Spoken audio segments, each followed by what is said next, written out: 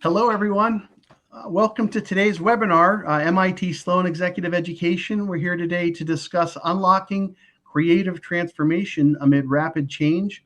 My name is Rob Dietl. I'm a Director of Executive Programs here at MIT Sloan, and I'm delighted to be welcoming you for the next hour or so into what we hope will promise to be a very engaging discussion. We hope to field some questions for you, but really to dig deeper with two experts in terms of how you can unlock creative transformations amid the rapid change that we're experiencing all across the world and in different many industries and businesses today. So a pleasure to have you with us. A few housekeeping rules that we will be having a discussion. There is a comment section. We ask that you use the comment section to raise questions when possible. We'll be monitoring that and hope to bring your questions and your voice into the discussion. And we will have a recording of this available, a recording of our discussion available afterwards as well, perhaps for you to reflect on or to share with those that aren't able to attend. The impetus of our discussion today, as you know, MIT Sloan Executive Education is committed to bringing you the timely and important topics that influence leadership and organizations around the world. And we feel that this is really an unparalleled or unprecedented time for rapid transformation. Things are happening so quickly with AI, with technology changes, with so many other things that are going on. It's hard as a leader today to keep up with those changes. And we're hoping to share some frameworks and ideas with you that will help you prepare for the future and prepare for these massive transformations that while we may be undergoing things today, they certainly aren't new to mankind or to history as well. So we'll reflect back on some of the past transformational changes as well, and what can you learn from those as a leader and help to plan for the future. We're delighted to be taking this topic even further. We're launching a new program in our portfolio of programs. October 10th and 11th, we'll be launching a new program on embracing the unexpected, creative transformation amid rapid change. And that will really be a 2-day deep dive into many of the topics that we'll cover in a relatively short period of time today. But we're bringing to you the two individuals that are responsible for launching that program. Many of you, if you've been to our programs in the past, may recognize Hal Gregersen. Hal is a senior lecturer here at MIT Sloan and has been a valued and close collaborator with us here in executive education, launching a number of important and very successful programs. Hal has a very distinguished background in terms of his research, the leaders that he's worked with, the frameworks that he's created. He's the author of several influential books, including Questions Are the Answer, his most recent book, and then previous books that you're probably familiar with, co-author of The Innovator's DNA. We've been delighted to work with Hal, and Hal has helped us bring in another significant individual to help us address this problem, not only today, but in the context of the program that we'll be launching as well. We have Dr. Ed Catmull joining us today, and again in October for the program. Ed is the co-founder of Pixar Animation Studios and served as president of Pixar for 33 years, while also serving as president of Walt Disney Animation Studios for 13 of those 33 years. Previously, Dr. Catmull was vice president of the computer division of Lucasfilm Limited, where he managed development in the areas of computer graphics, video editing, video games, and digital audio. He's also the author of a very influential book, a New York Times bestseller, Creativity, Inc., which came out originally in 2014, and a newly expanded edition of the book was just released in June of 2023 as well. Between the two of them, they really have created the vision for the program and the structure of the program that we think is going to be a very significant addition to our portfolio. So with that in mind, Hal, Ed, thank you so much for joining us today and spending some time with us here and with the audience from around the world that's gathered to hear you today. Would love to get your thoughts about why this program now. Why is it so important, and what brought you together to bring these frameworks to MIT to really help leaders with the work that they do? Well, first of all, Rob, from both of us, thank you for your support of the program and for being, part of this and framing some of the conversation today. Um, I'm reminded of in 2015, I was on Mount Everest at base camp and in the Khumbu Icefall studying leadership. And I learned in that experience, it's one thing to talk about gasping for air when you live in Cambridge, Massachusetts. It's another thing to be gasping for air in that very high altitude environment and, wondering about your own life and then future.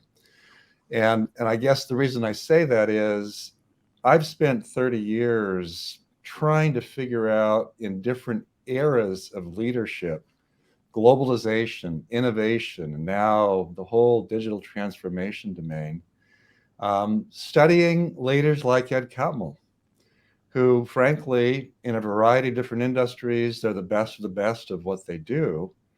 And and what for me is fascinating in terms of Ed is that if I were to go to colleagues, Linda Hill over at Harvard or Amy Edmondson there or over Stanford, Bob Sutton, and if I were to ask them, tell me about the top 3 or 4 leaders that you would describe as being incredibly creative in what they've done and their impact, Ed's name would come up on that. And what's funny and humorous is that when Ed and I met 8-ish years ago, we didn't realize until then, this when we met in person, we didn't realize until then that we had literally grown up 8 city blocks apart from each other. And our paths had gone down 2 very different directions. And on the one side, Ed's path, as I read his book, Creativity Inc., which you mentioned, Rob, it's sitting right over there and it's completely dog-eared and broken-backed and full of Post-it notes and so on. Number one, as I read through that, he's incredibly thoughtful and insightful about what's going on in real organizations and how do you make them better and more creative. And what I also realized and what intrigued me was probably every single page of his book, there's at least one question worth considering. And I've always had a love affair with inquiry and questions because the best of the best leaders, no matter what their objective, they're always asking the questions and answering them that other people just never considered. So when Ed and I crossed paths a bit back, we then started to do a deep dive into what I would frankly describe as some subtle messages within Creativity Inc., but there need to be much more significant and explicit in the world we're living in today, which is truly turning upside down.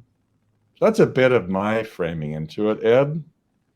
Well, the first thing was we met at a conference that was sponsored by Adobe, and we were sitting at the table after we had the talk, and I just asked you where you were from. Because I don't know anybody at the table, and you answered in such a way that I knew you could only have answered if you grew up in Utah. Mm-hmm. So then that started the conversation, only to discover that we'd grown up close to each other, although not at the same time. Yeah. And it was a pretty special place to grow up, frankly. Now, I also had an insight when I was speaking off the cuff at the conference about trying to dive deeper into something, which I hung on to because I actually didn't use it in talks a lot because I want to save it for the new edition of the book. I've been in this field for 50 years. That has pros and cons, and the other one is 50 years implies that you're 50 years older. But there were a few common things which were very hard to express, but I was able to observe over the years. So among those common things was that there was one thing that was a consistent compounded growth that we could kind of count on and we could use to make decisions. And that was that the overall cost, size, speed of computing power was compounding at an annual growth rate of about 40% per year. Now, as you know, if you have a compounded growth rate over a long period of time, the results are amazing. And this kind of thing actually never happens, but it was one of those underlying drum beats of everything. So that's one thing that was there. There are a lot of high growth things that have taken place during this period of time, but I would say there probably isn't anything that had this kind of really long-term consistent result. But the compounding was as a result of interacting with other things that also had their own growth rate. So that led to the other curious phenomenon. Well, actually, the first curious phenomenon was, since this was happening, why didn't more people actually understand the implications of this kind of change? So the second aspect was that these elements interacted, whether it was games or workstations or supercomputers or the internet, all of them interacted and fed on each other.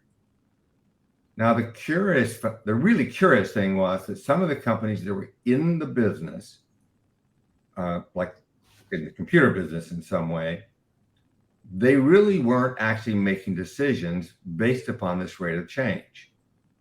I didn't understand this. The truth was, I still don't.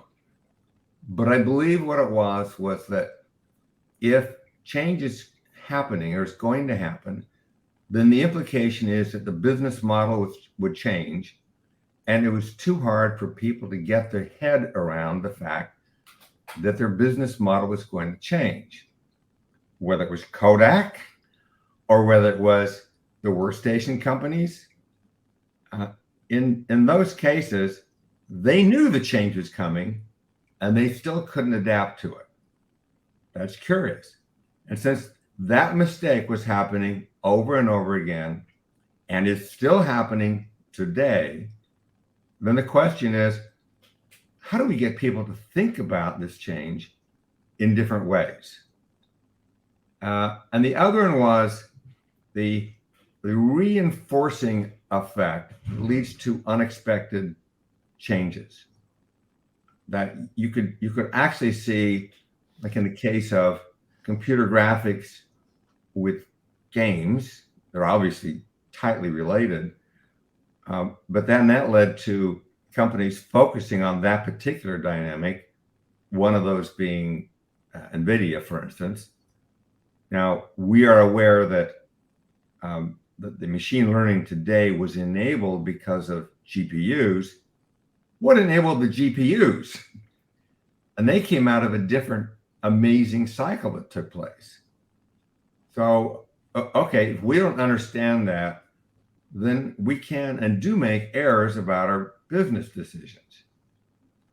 And then the last major area, I know I'm wandering on here, is that all these things take place in the context of the people who are solving the problems.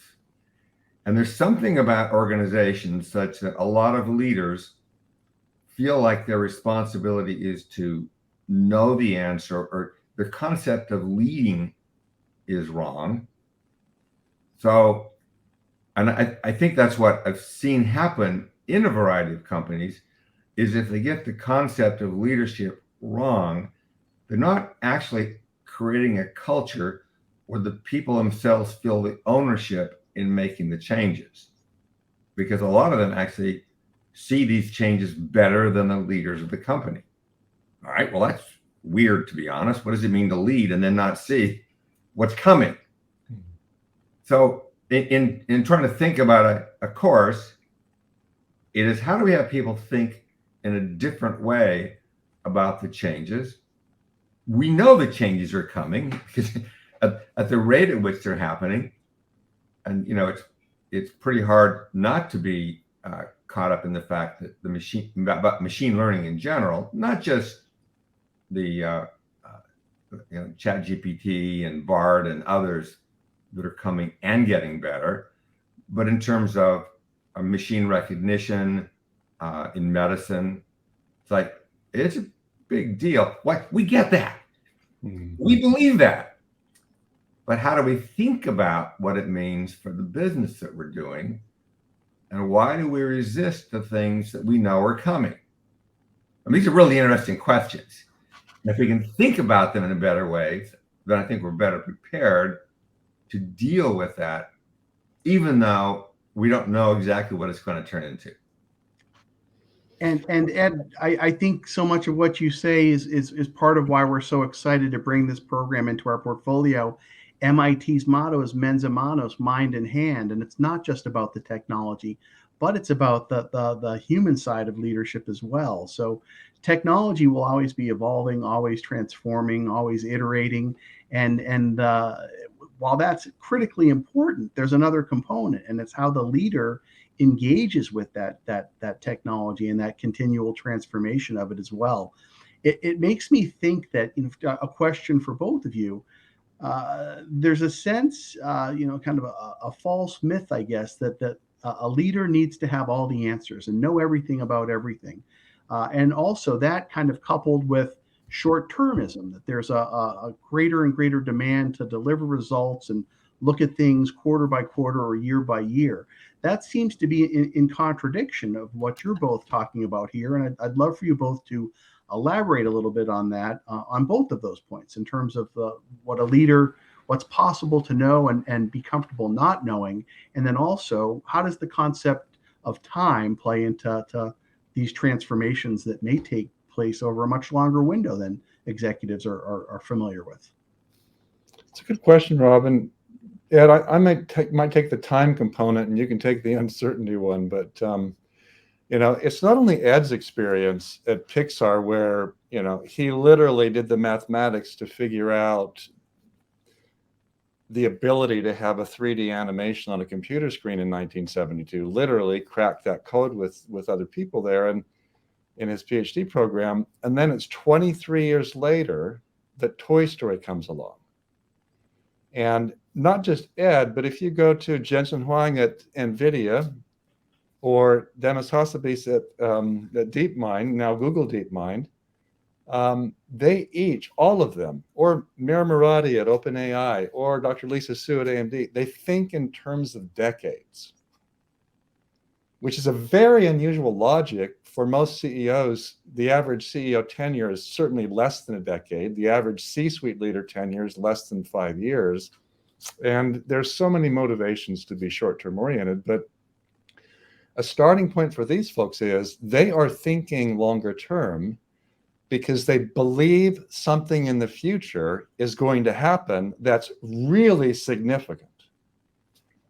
And so you've got at least two significant people who we know about today. If you go back to 2010, 2011, 2012, when it was clear that these GPU-based computers were going to start taking off, and as a result, the computing power and the ability to use these algorithms of machine learning and deep learning and so on that have existed for decades, their use would take off.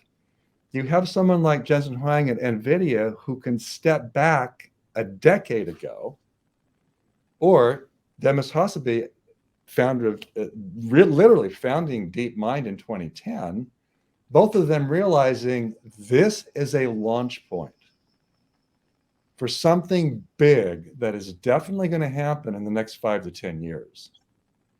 And in the spirit of what Ed was just saying, if we don't, number one, what are the implications of that kind of change that's going to be significant, substantial, huge, and fast? And they could both step back and see that in their own ways, in their own domains, this is big impact. It's not just the gaming industry for NVIDIA, it's every industry. And so then you start making these bets that are huge. In the case of NVIDIA, it's a bet that we need to fundamentally pivot from just being a GPU card company for the gaming industry to a full stack company that's delivering hardware and software solutions to all kinds of industries. And being able to take the position with shareholders in a publicly held company that we're in this for the long run of 10 years, potentially, and having the shareholders go bonkers, a lot of them, like, you're crazy. And being able to pull that off is truly unusual. But when you start poking underneath the surface of these organizations that today, NVIDIA, $1 trillion company, Google DeepMind, at the center of the future of this AI world we're in the middle of, their beginnings were a decade ago, at least, when they were preparing for the moment we're in, which is full of uncertainty. Yeah, one of the things that I love in terms of the uncertainty is you can see that there are certain things that you should do. So there's that risk that you're going to take, and I think there's a very cool story having to do with the start of the smartphones, because the foundations were conceived and laid years earlier. And a lot of people could see that this was going to be big, but it got, frankly, a little stuck, but it was progressing. And there were some people that even tried to do it earlier. So it wasn't like it was, not obvious, because something was going to happen. But in the case of Steve had the credibility. They had built the iPods. He knew that the growth of the desktops and the laptops had a limit to it, which is difficult for most companies. Like, our business model will have to change. So then it was, okay, is it going to be a pad or tablet, or is it going to be a phone? So after a lot of internal discussion, they went for the phone. But Steve also had the persuasive abilities and the credibility to break through the barriers within the industry to make it possible. And then right at the same time, because of that coming out, you saw Google, because they had acquired Android, to then come out with a phone. So there's this interesting dynamic as you now have two companies coming out with smartphones, which means that the developers now at this point only have to worry about two platforms, not 5 or 6. So then they could write more code. But here was the surprising part. Neither Apple nor Google foresaw the true impact of what was going to happen with the apps. And the true major impact in the world came from the apps, something that nobody foresaw and nobody was actually in charge of.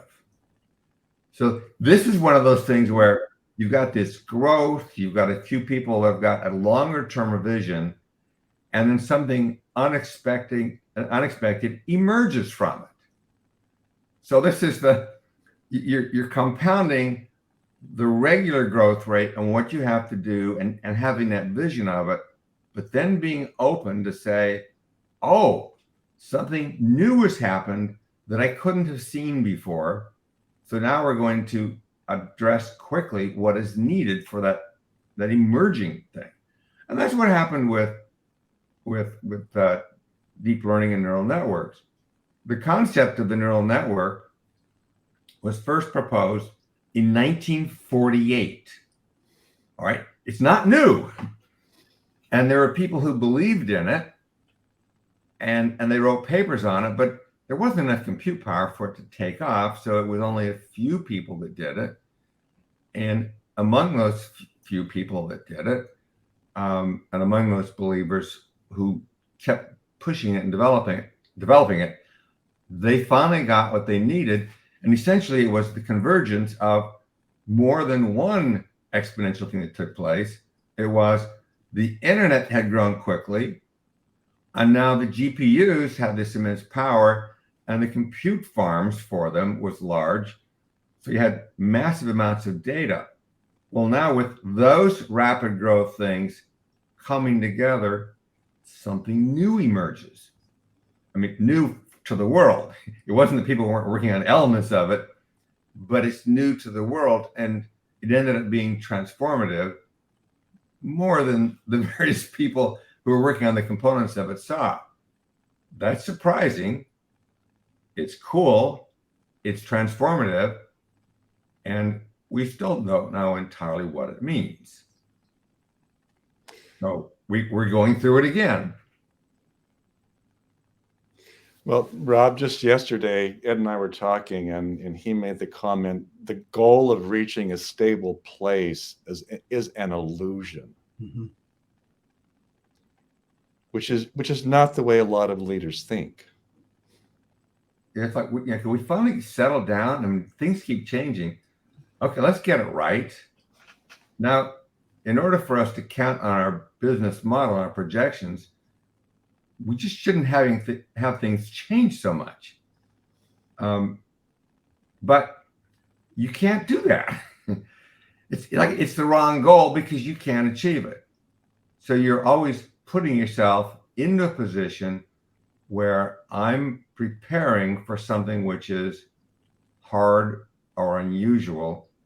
And my goal is not to get to a comfortable place. It's always to be in the uncomfortable place because then I'm better prepared for the changes that are coming. Well, and Ed, and this is where when we're in that uncomfortable place, not believing in that illusory goal that we have quote unquote arrived, I think we realize questions really are the answer in that space. I mean, it's that ability to formulate the questions that other people aren't even considering to help us move forward as we're navigating through that uncertainty. And, one of the things that I've learned in terms of just this collaboration with Ed around our research project leading up to this program is just,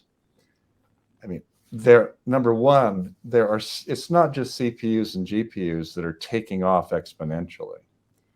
You've got robotics, you've got sensors, you've got apps, you've got cloud apps, you've got generative AI, and the list goes on. And it's not just one of those independently, but they're all operating in combination. And again, Jensen Huang would say that he would argue that it's millions of a percentage of change that's going on when you add up all the interaction effects of what we're living through right now. And for us, when we're working with leaders and managers around these issues, we often ask people, like, imagine the speed of your manufacturing line or the effectiveness of your customer service representatives. Imagine them being 10 times better in a year than they are today. They can kind of a little bit eensy-weensy get their heads around that. But as soon as you introduce the next sort of generation of, what about 100 times better? Can you get your head around that one? And more often than not, we just see a lot of glassy-eyed stares like, I can't even put my head around that.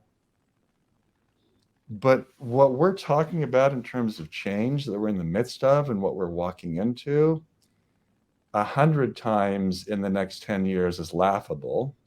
It's going to be some multiple of that.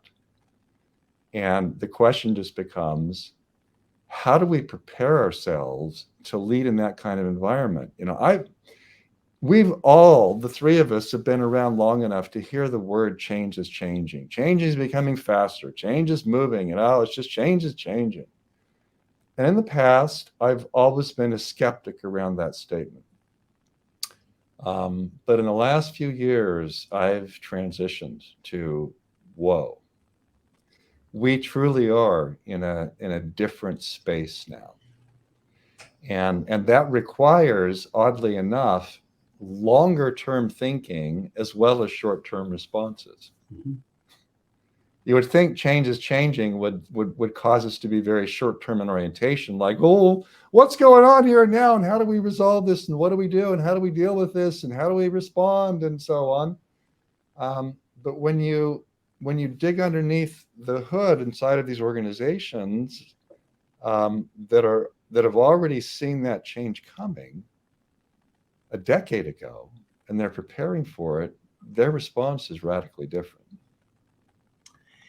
So it seems like there's the role of the leader, and who may in the past may have been considered to be a visionary for being able to connect the dots and see trends and look at disparate events and put those together in a way that others haven't been able to do that.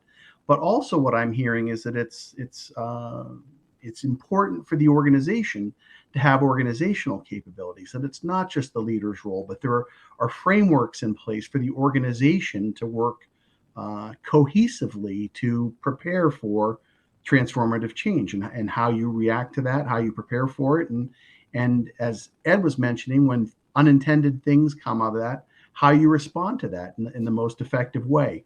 Can you both take a few moments and talk about? I know there's a believable frameworks for the future is a concept that we're bringing to your class this fall as well. Can you speak a little bit more about what that means, and how that relates not just to a leader of an organization, but kind of a principle or a framework that others in the organization can embrace and use? Well, I mean, at a personal level, for a long time, I thought in terms of a goal, and it was a fuzzy goal. That it's going to make a film. Well, I'm not the filmmaker, but I believe that the technology was going to enable the films. So in order to achieve that goal, it meant getting people around me, and then the support, and finding the environment. But then on achieving that goal, I realized actually the thing that made it work was it was a framework in which to bring people together. And so in moving forward, rather than think, okay, what's the new goal? It's more like, what's a good framework in which to make some decisions? And the thing I did like about the process as we grew as a company was, okay, it really was this unique group of people that worked together in a certain way.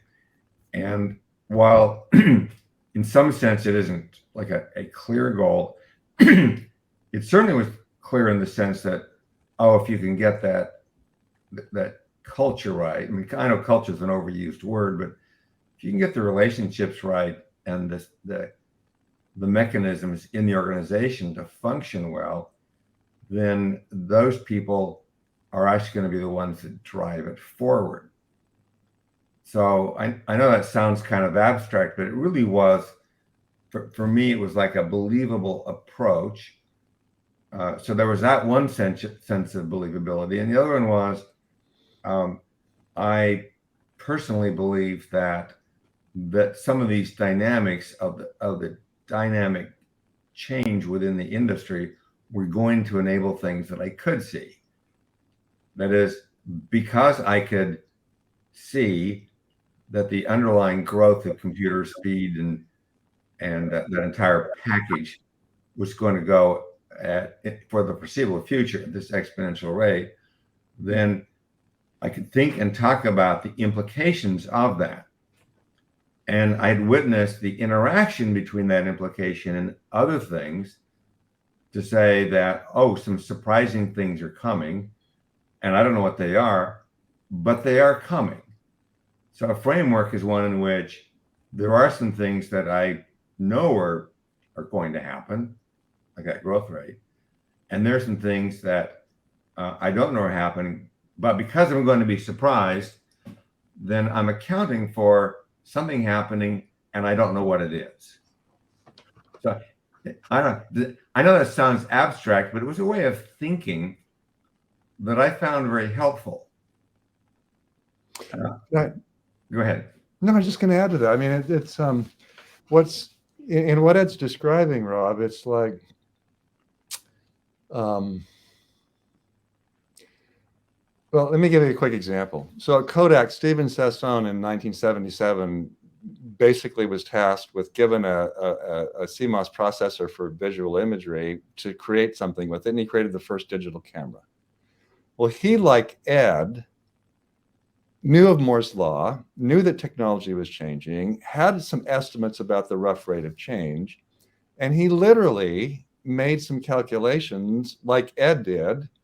In like 14 to 16 years, electronic imaging is going to hit the price point and quality level where we are going to face some real challenges. And you had executives who were largely, for a variety of reasons, incapable of taking that leap of what technology would bring, believing that that would be a framework for the future a decade before it happened, and then starting to incrementally make progress towards that instead of getting surprised down the road. And so for us, I think there's this notion of, no matter where we are in an organization, we have time horizons for the work we're doing. Maybe it's 2 years, maybe it's 1 year, maybe it's 3, maybe it's 4. But we know from the research in other organizations, not just the ones we're describing, but no substantive impact project occurs without 6 to 8 years of sustained effort. And relatively few people engage in those kinds of initiatives. So the invitation is, at one level, is double the horizon of whatever you're considering. If you usually work on 2 years, well, what would be like 4 years out? And then the question becomes, are any of these exponential technologies, and one to look at today quite easily would be generative AI in its variety of forms, is like, are any of these things likely to make us get there faster? And how could we leverage that? And then the question also becomes, like, who else cares about this challenge besides us inside of MIT, for example? You know, are there other organizations, other people, other initiatives that also believe in that framework for the future that is big, daunting, challenging? In the spirit of the MIT Leadership Center work around challenge-driven, problem-led leadership, is taking that to the next level with like even bigger challenges than we would normally take on, that by definition are always bigger than us. Well, you know, if you look at the workstation companies, none of them are around today. And every one of them had the information to be able to prepare for the changes that were coming. None of them are around. Was it inevitable? And my belief was it was not inevitable. They actually were in the perfect position to make the transition, but they couldn't do it. Why couldn't they do it? It did mean that their underlying business model was going to change, and they couldn't get their head around changing their business model. And therefore, they all died. And it's like, it's bizarre because not only did they not change, they had people inside who were saying, these are the implications of the change that are coming. And the leaders were not listening to the people in their companies about what they needed to do to change. That's how powerful it was to be dependent upon the short-term business model. Now, I personally find that bizarre that they couldn't do it. And it happens over and over again. So are we as companies any better today? Even though we can see things are coming, can we actually think about the implications of a business model? And I would say that so far, a lot of companies have a pretty poor track record on this. I mean, excuse me, a lot of companies who aren't around today have a poor track record. So that's a great segue into a question I've seen come through the comments. And Matthew asks, what would your advice be to those technology drivers in organizations who frequently encounter Hal's glassy-eyed stares of executives among the leaders? What are some ways of framing the creative transformation conversation that get past that initial overwhelming moment? Wow, it's kind of one of the questions that we frequently ask, because I mean, Hal has seen this, is that when he goes to talk with companies, the kinds of things to get people to engage people are ones that the leaders don't want to take an active part in. And I mean, at a personal level, and this is something that happened early on at New York Tech when I left there and I went to Lucasfilm. Probably the one insight I treasure from that time was I realized that I had tried a bunch of things, and half of them worked very well, and half of them were a crock. They just didn't work. So as I went to Lucasfilm, I said, well, okay, I'll obviously keep the things that worked well, but I'll try some new things.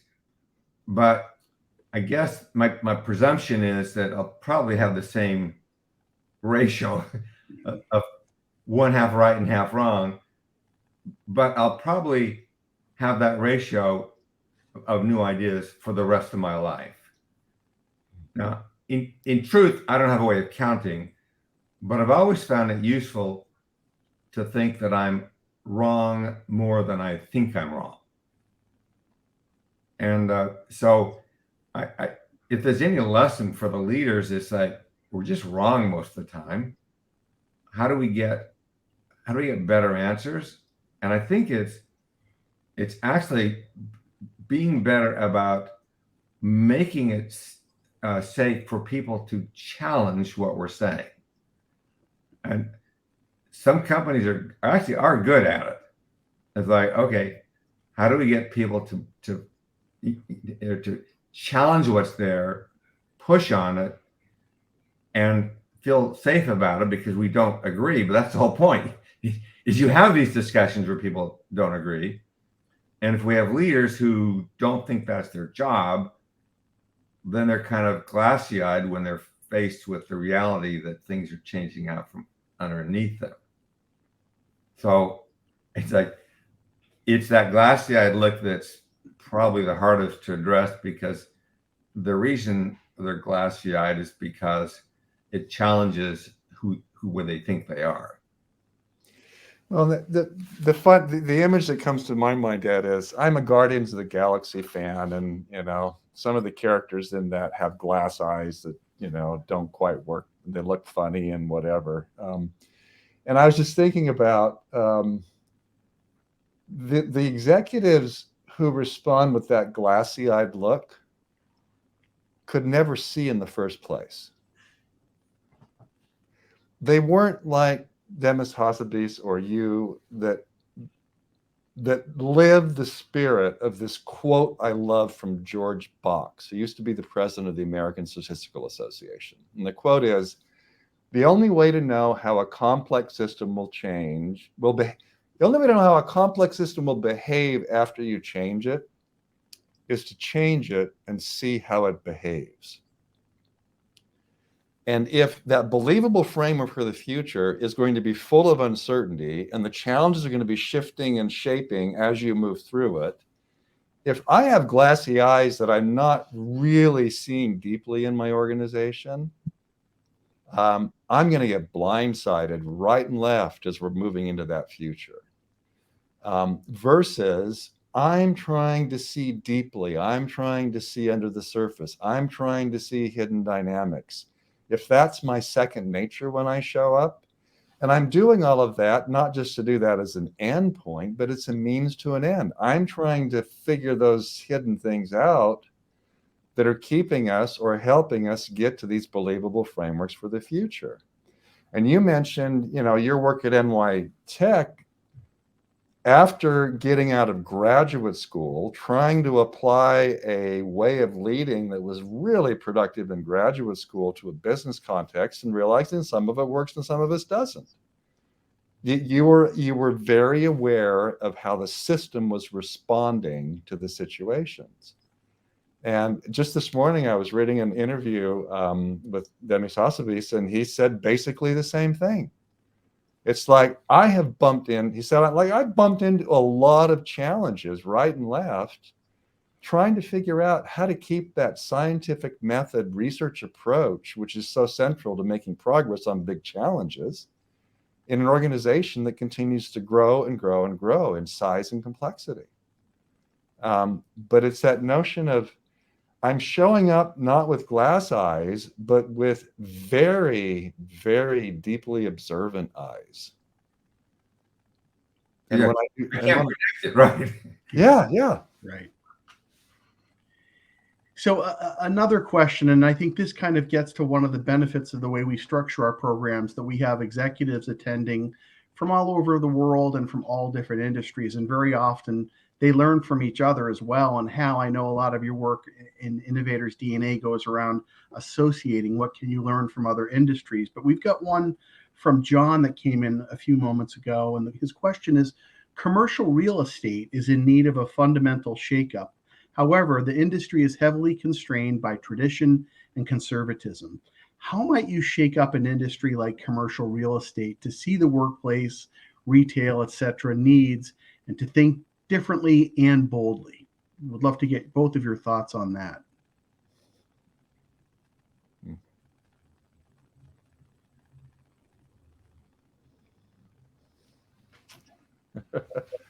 I'll give it a shot, John. Or Ed will give it a shot. Well, no, I mean, the only thing is when he says the industry is heavily constrained by tradition and conservatism, I can easily understand that is true, and that that's a difficult one because of those constraints. So the first thing is like, okay, that's a hard question. Mm-hmm. Well, so I mean, for me, I'm gonna take it commercial real estate, but at a broader level. Tradition and conservatism. The same could be said for many financial institutions. Mm-hmm. The same could be said. There are other industries that have that kind of traditionalism and conservatism. And for me, it's similar to the commercial real estate context, which is it, like all of us, got to some degree blindsided by an unexpected, by those experts in the field, global pandemic, but unexpected in terms of timing. And so when the pandemic came, and now all of a sudden you've got this massive shift in where people are doing their work that has deep implications for commercial real estate. I mean, it's a really interesting question. How could you have potentially a decade ago been prepared for what they're now dealing with today? I don't have a good answer to that one. Well, I think there's one lesson I learned, which had to do with the conservatism in the film industry in several different areas. I mean, I was because originally we wanted to have some impact on animation, and there was literally zero interest from the various places, including, of course, the one where we thought would be most open to innovation, which would be Disney in the early days, but also in the film industry in general. And at first I thought it was because they're conservative and they've got these processes in place, and it's almost as if they were Luddites. I mean, they weren't destroying things, but sort of deeply built in. But once they got closer to it, that's when I realized, oh, it's a little less that they are conservative than that they can't conceive of how these changes would be beneficial to them. So if I think about, digital editing, or about the animators, what I learned from the animators, who were the incredible masters of hand-drawn animation, when I got to know them, they weren't actually opposed to the new view. It's just that when it appeared, it wasn't relevant to the way they worked. And it was only when they saw that it was working, and likewise with editing, that they saw somebody doing it, that the transition in that industry took place over a very short period of time. It was like 91 to 95. It's actually remarkably fast, but it happened fast because all this groundwork was laid, and then there were existence proofs of companies that did a good job. It's like you end up with Jurassic Park, and then Toy Story came out, but then editing entire films with digital editing, and then all of a sudden the people who said we can't do that or it's a bad idea saw that other people did it very well, and then bam, they all moved over. So while I would say these were not people who were the early movers and they couldn't conceive of moving quickly, so we would characterize that as animation, they're holding on to their way of working and they don't actually see why it's beneficial to them. So what it really means is, I think in any industry, is they need to see somebody who actually, somebody else, excuse me, they need to see somebody else be successful at it. And then because, frankly, they're followers, then they jump on. Excuse me. Allergy season in California. They jump on because somebody else is willing to take the risk. And I think that's part of the conservatism in nature, is that they need somebody else to do it. Now, there's a different kind of conservatism, and that is where people are afraid of the change, and it will turn into this polarized thing, which we see in the world today. I think that's a different kind of conservatism. But you have both of them happening. So if you're looking at the things that are built in place, people are afraid of what it means to them because of the changes. But if somebody shows how it works, then all of a sudden they're a little less conservative. They just won't take the risk. Yeah. Who takes the risk? Are you willing to do that? Because the nature of risk is it's risky for some reason.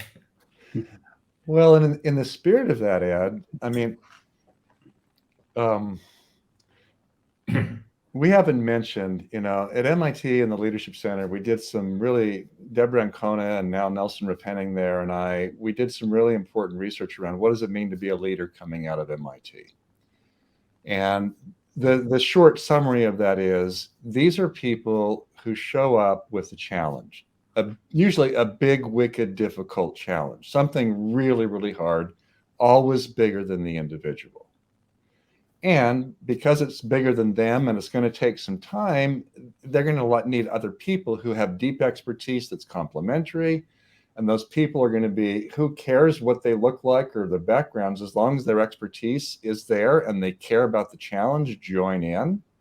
And then it's all that just work the problem, hopelessly analytical, frame and reframe questions, experiment and prototype, and so on. When they approach the world that way, they actually reduce the risk of their initiatives. And those glassy-eyed executives are much likely to be so glassy-eyed because all they do is sit in their glass towers and look out their glass windows, instead of doing what I just described, which is they actually show up with really important challenges that test and push their assumptions and cause them to think twice about how they're approaching their work. And if that's the case, they probably are going to be more prepared for the future than not. Now, that kind of stuff in the work that Ed and I have been doing, and when you start talking with someone like the people we've mentioned, or Dr. Lisa Su, who is now the CEO of AMD, or Mira Murati, who's the Chief Technical Officer over at OpenAI, these are people who are challenge-driven, problem-led. I mean, heaven forbid, Lisa Su joined AMD became the CEO of AMD in 2013 and joined roughly about then, leaving a successful company, running towards the problem of AMD, which was it was about bankrupt. And so the issue is, in the world we're living in with so much change and so many challenges and opportunities, It's like for us and what we're trying to frame and help people think about and explore in this program is how can we all tackle the biggest possible challenges in front of us? And how can we do that in a way that is not some audacious moonshot that's like pie in the sky, maybe it will happen, but we're deep enough in the territory of commercial real estate or animation or finance or fill in the blank that we actually believe in 5 or 10 years, we're going to have to be ready for this. And that may have some deep implications for our business model. And that means that all kinds of people are going to be upset, but not doing something is not an option. Yeah, we don't have any choice. It was like that was what the interesting thing about Kodak. I mean, it's an old story, and some people aren't as aware of it, and they are typically aware of what Hal referred to, where basically their person in charge of the digital technology was saying that in between 14 and 16 years, they were going to be digital imaging was going to be good enough to replace film. Well, their business was in film. So the fact conservatively so, Ed. Yeah, conservatively so. So their choice was, or their decision was to shut it down because they didn't like it. Well, okay, the fact that you didn't like it didn't mean it wasn't going to happen, but it did mean you weren't prepared for it, and they weren't. But they did have a choice because they actually did have the knowledge that it was going to change, but they couldn't they just didn't have the understanding of the implication of the change, but they didn't actually have a choice about whether or not it was going to happen. So I see we're approaching the top of the hour, and I actually owe Ed an apology for an omission during the introductions, but I failed to mention that in addition to receiving a Turing Award, he's also been honored with 5 Academy Awards, including 2 Oscars. And I cautioned him at the beginning that if we ran late, our colleagues here at MIT might cue the music to let us know that our time is expiring. But with that in mind, I would like to just take the last few moments. There have been several questions that have come in about, how do you train the mind or ourselves to understand compound growth? How do you generate new ideas and where they lie? I know you're grappling with a lot of these issues and have a vision to address them all. Could you each just take a few moments and talk about the upcoming program in October and what you think that individuals or what you hope they'll take away from spending 2 days with you in the program might be? Well, I mean, for me, I think there are some beautiful examples we can go into with a little depth because they're so instructive of a mindset of some unique individuals. And while the individuals themselves are unique, the mindset that they brought to the problem was something that other people can learn. And so it's, whatever their particular arcs were, some of these people, Hal just went through a number of the people that fall into this category. And we aren't saying, oh, you're going to be like that person because, we each have different personalities. But that way of thinking, I believe, is learnable. You can approach it in a different way. And that's the objective. Go through some of these, pick out what it is that we're doing, not emulate their personality, but their way of thinking. That's the important thing.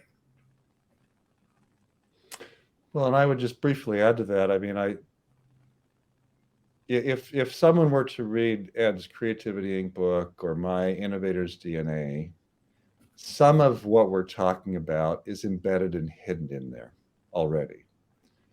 But there's an element of what we've been exploring and hope to portray and share in this upcoming program that builds on that prior work, but it's definitely moving beyond that space. It's trying to put a structure around, no matter what industry we're in, how do we construct a believable framework for the future that has a long-term element that's believable.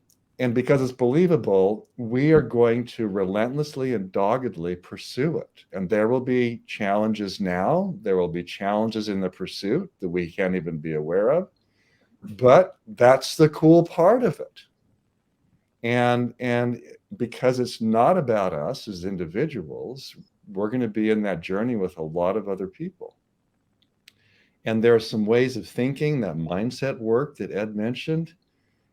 How do you get your head around a number like a quintillion that actually has relevance to the world we're working in? And how do you start behaving like Warren Buffett did at 17 years old when somebody asks him why he cuts his own hair and he says, well, why would I pay $300,000 for a haircut? Well, he's thinking way into the future. He's realizing that choices made today can compound into higher impact tomorrow. And that's the logic here. It's like, how do we start building that future that's believable and at the same time deliver really significant value today on problems that really matter? We've talked a lot about business problems, but Katie Carico, who was a key individual in the whole creation of COVID vaccines, if you were to get inside of her mindset, I think she thinks and approaches her work in the world the way we're talking about. It's the same story there. And, ditto for people at Patagonia who are trying to not only make clothes today that will pay the bills and keep the lights on, but they're committed to figuring out a way to save our home planet simultaneously. Thinking 25 years into the future. What do we do? How do we approach that? And so it may sound or feel mystical. It may sound impossible to do some of the things we're talking about. But every example we just gave were real human beings, They're like you and me at the end of the day. But they've made some choices to approach the way they think and act at work that actually have profound implications. Well, thank you both. And I consider myself fortunate to have spent some time with you in the classroom here at MIT just a few months ago, just to see a very small sampling of what you're planning for the program in the fall. And your time today, I think, has given us even further insight in terms of just how meaningful and impactful this program will be. But I want to thank you for your time today as well. And I'd like to thank our audience again that's joined from all over the world. I know we didn't get to address everybody's question, but we did our best to hopefully answer several of these questions and share with you some information that you can find useful right away and might get you starting to think and act differently as well. We'd welcome you to join us in the classroom coming ahead in the fall and in the future as well. We have a whole portfolio of programs. I think our team had shared the MIT Executive Ed website earlier for updated information, for program dates. You can find a tremendous amount of information. This session today will be posted to the program website as well that you can find on that link. So feel free to refer back to it again. But Ed, Hal, thank you again for your time. Thank you all for joining, and we'll hope to see you either online again or in our classroom soon. Thank you, Rob. Thank you, Rob. Have a great day, everyone.